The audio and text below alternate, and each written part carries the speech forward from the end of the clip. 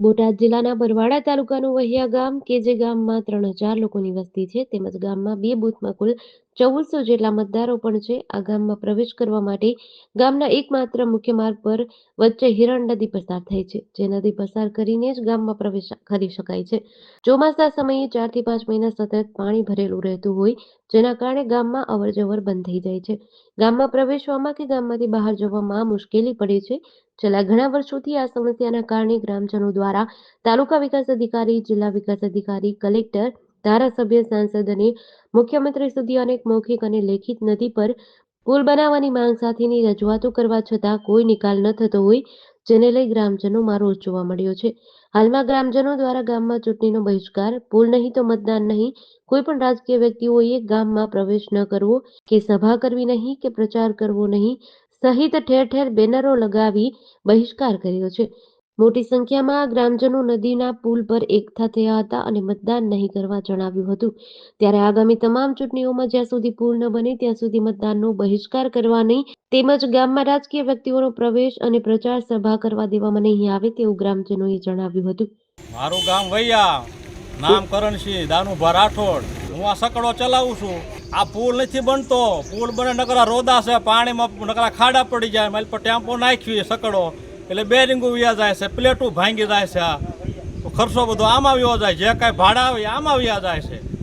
તો શું તમારી માંગણી? અમારે કાંઈ શું કરવું પડશે? અમારે કેટલા ટાઈમથી આ સમસ્યા? આ સમસ્યા 10 વર્ષથી તો વધારે હેરાન થાય છે. તો હવે શું માંગણી તમારી? અમારા પુલ થઈ જવો પડે. પુલ અત્યારે શું તમે ચૂંટણીનો બહિષ્કાર શું લેવા કીધું? આ પુલ હાટું થઈને તો એમાં ગામ આખું એકમત છે? હા, એકમત જ તે. પુલ ને પુલ કરે પછી જ આવજો બધા. તમે કોઈ આવશો જ નહીં મારી પાસે.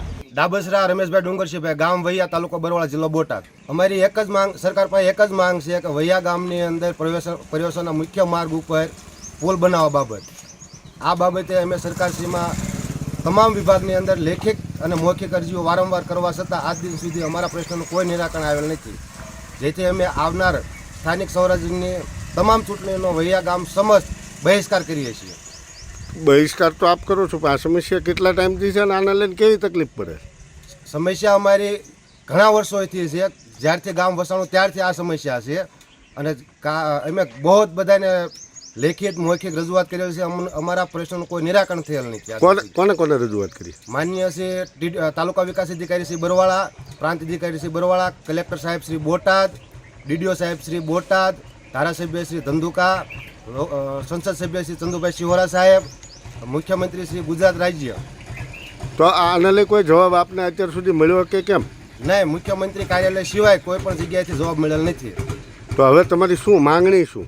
જ્યાં સુધી અમારા ગામની અંદર મુખ્ય પ્રવેશના માર્ગ ઉપર પુલ બનાવવામાં નહીં આવે ત્યાં સુધી અમે આવનાર તમામ ચૂંટણીનો બહિષ્કાર કરીએ છીએ. મારું નામ મનસુખભાઈ માનસિંહભાઈ, ગામ વૈયા, તાલુકો બરવાડા, જિલ્લો બોટાદ. અમારા ગામમાં જે મુખ્ય પ્રવેશદ્વાર છે પુલ બાબત, એને માટે અમે આ પોસ્ટરો લગાડ્યા છે કે જ્યાં સુધી અમારા પુલનું કામ નહીં થાય ત્યાં સુધી અમે ગમે તે ચૂંટણી આવે છે એનો બહિષ્કાર કરવા માંગીએ છીએ.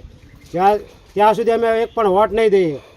શું પુલની સમસ્યા શું છે? કેટલા ટાઈમથી છે? અમારે જ્યારે વરસાદ ભારે થાય છે ત્યારે મુખ્ય જે પ્રવેશદ્વાર છે ત્યાંથી અમારે આવર જાવર બધું બંધ થઈ જાય છે અને ગામ ફરતા કોઈ પણ બીજો વિકલ્પ નથી આવવાનો.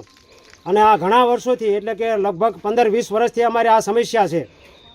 આને લઈને ઉપર ક્યાંય કીધું કોઈ દે? અમે દરેક જગ્યાએ તાલુકા લેવલે, જિલ્લા લેવલે અને છેક મુખ્યમંત્રી સુધી અમે આ વાત પહોંચાડેલી છે, પણ હજી અમને બધા આશ્વાસન આપે છે પણ અમારું કામ થયેલ નથી. તો હવે શું માંગણી શું છે? અમારે એક જ વિકલ્પ છે, અમારો એક જ અમારી માગણી છે કે જ્યાં સુધી આ પુલની કામગીરી નહીં થાય ત્યાં સુધી અમે એક પણ વોટ આપશું નહીં અને ચૂંટણીનો બહિષ્કાર કરીએ છીએ અમે. GDC ન્યૂઝ સાથે ચિંતન વાગડિયા, બરવાડા.